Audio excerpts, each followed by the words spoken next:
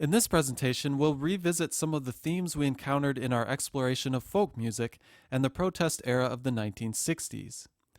Many college educated listeners turned to folk music as a way of protesting the Vietnam War, capitalism, and racism. Folk music had played this role of critique for several decades in the music of Woody Guthrie and Pete Seeger, among others. Both Guthrie and Seeger were labeled as communists and even called un-American.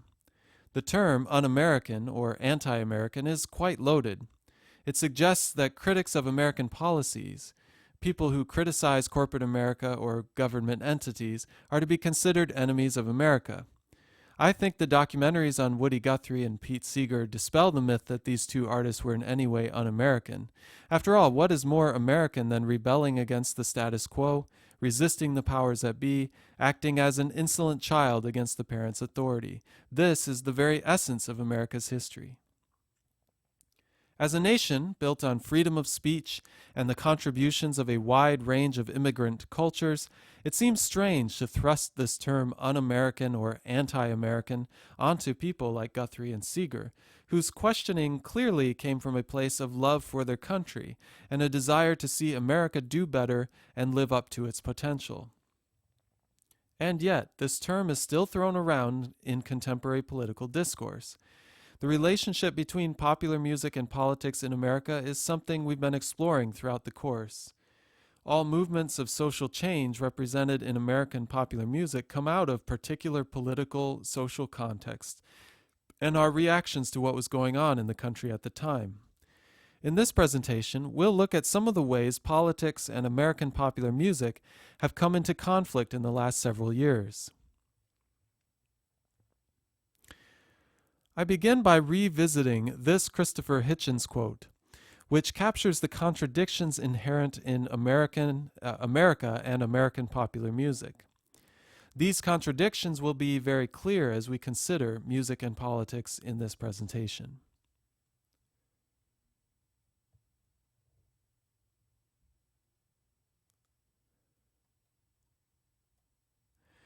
Let's start with Bruce Springsteen's Born in the USA, which is often played on patriotic holidays to celebrate America.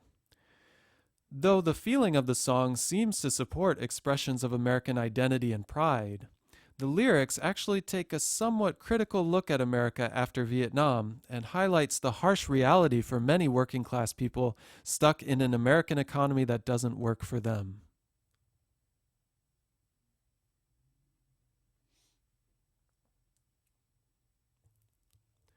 Despite the critical look at American economic policies that kept working-class Vietnam vets in dead-end jobs or worse, Ronald Reagan, the man who promoted the trickle-down economic approach, adapted Springsteen's song for his 1984 presidential campaign.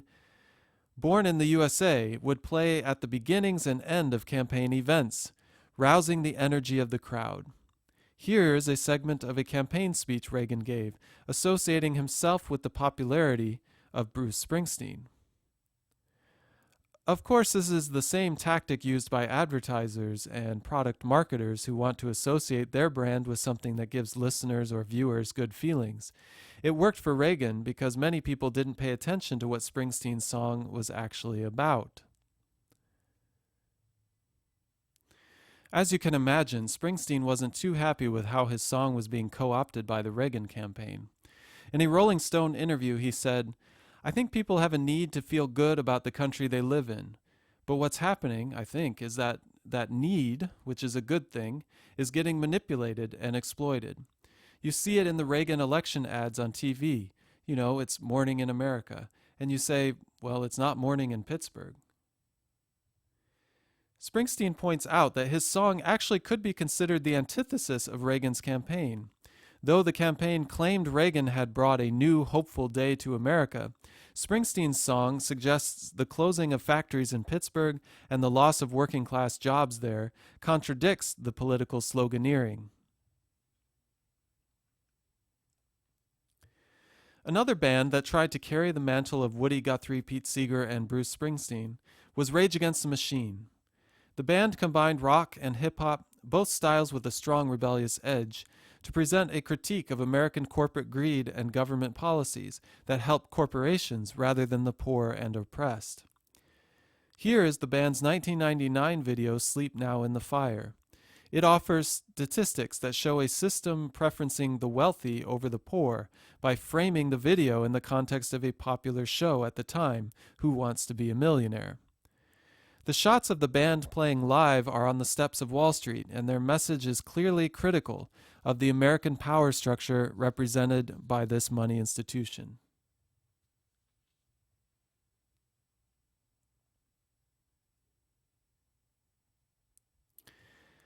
Despite this clear critique of American corporatism, a strange story arose during the 2012 presidential campaign when it was revealed that vice presidential candidate Paul Ryan's favorite band was Rage Against the Machine.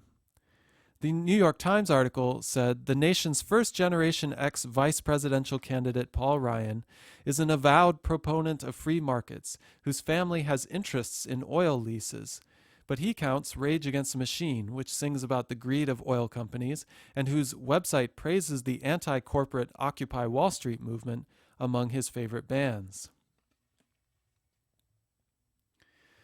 Rage Against the Machine guitarist Tom Morello responded to this news in Rolling Stone magazine, saying, "Paul Ryan's love of Rage Against the Machine is amusing, because he's the embodiment of the machine that our music has been raging against for 2 decades." Though it's not at all odd that Paul Ryan could like Rage Against the Machine for its rebellious spirit or catchy hooks, it is very curious how it's possible to love a band while completely ignoring its message. I say it is strange, but not unusual. This could be true of all of us at one time or another. I may hate the world escapism of the Carter Family or Tin Pan Alley tunes, but still love the music. You might hate the exploitation of women's sexuality in recent booty-shaking music videos, but still find yourself dancing to that same music on the weekends. This is the reality of the American pop music experience, though I don't know quite what to make of it. Has consumerism infiltrated our psyches to such a degree that we think of music only as an entertainment product and not as something that has the power to change our perspective? Or is popular music a way to subliminally instill messages without our being aware we are actually slowly being persuaded by them? Should we agree with the comforting assurance that it's only pop music? Or should we actually be more on the defense about what this music is really saying to us?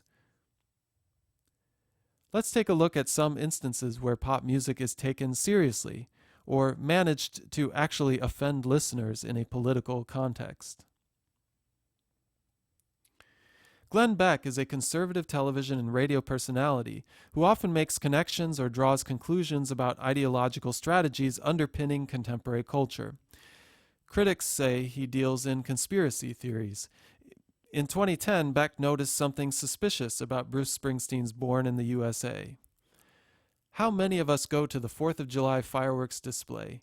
We see the fireworks blasting, exploding in the air, and we hear Born in the USA by Bruce Springsteen, and we're like, yeah, Born in the USA. And you get filled with patriotic pride. And then you find out that Bruce Springsteen's Born in the USA is anti-American. In March of 2010, Beck exposed other supposedly hidden undercurrents in Woody Guthrie's This Land Is Your Land.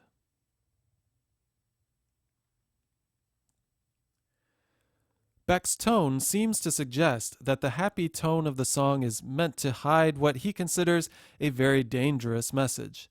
Beck reduces the song's message to a mere political ideology. We saw in the Guthrie documentary that the singer's allegiance to communism was not particularly strong, though his commitment to the down and out, to the people left out of the American economy, was certainly a driving force. By reducing the complicated life and work of Guthrie to a political ideology, Glenn Beck makes it easier to dismiss the song. Yeah, maybe it's an American song, but it belongs to the camp of the left-leaning progressive movement and should therefore be viewed with the highest suspicion. The Dixie Chicks famously found themselves on the wrong side of country music fans' political allegiances in 2003, when singer Natalie Maines tried to distance herself from President Bush and the invasion of Iraq during a concert in England. Here's a clip from the excellent documentary Shut Up and Sing that shows some of the fallout.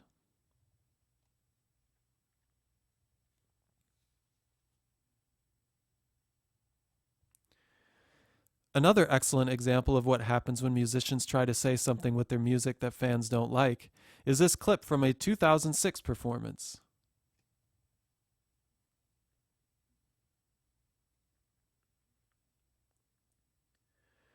What immediately sticks out as odd is that many supposed Crosby, Stills, Nash and Young fans were surprised to hear such a political message coming from the band.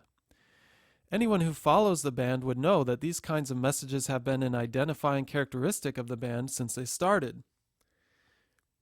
Neil Young, in particular, has gotten into trouble with listeners in the South before for other protest-type songs. It's also interesting that some people at the concert are upset not just with the song's message, but at the fact that the band dared to have a political message at all. Does this reveal an assumption in American culture that musicians are out of bounds when they express themselves on political issues? What makes political issues a taboo topic for musicians in America? Musicians can certainly sing about sex and drugs, social change, but politics is too far?